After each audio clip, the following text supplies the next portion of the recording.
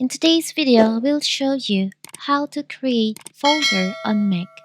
Before we get started, don't forget to subscribe and turn on the notification to keep you updated about this channel. So, let's go!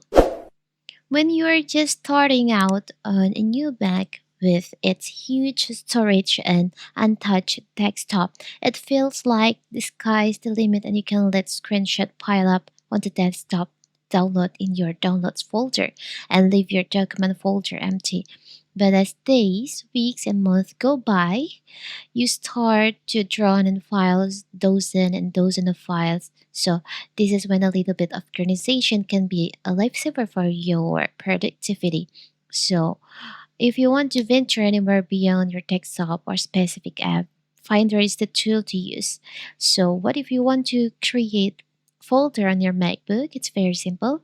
First of all, if you want to create folder on your desktop, it's very simple. You can just click right on your desktop screen and you'll find there is an option new folder. You can just select on that. So you have create new folder on your desktop. If you want to rename it, you can just click right on the folder, select on rename, and you can rename the folder.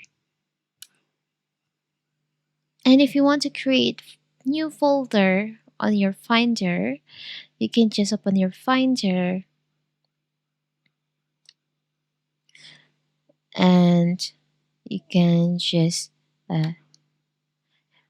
select where you want to create the folder in on desktop or documents. Maybe on documents you can just click right on the document, select a new folder.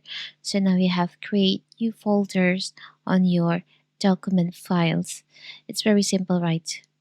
So that is how to create new folder on your MacBook. Don't forget to like and subscribe and turn on the notification to keep you updated about this channel. Thank you and see you.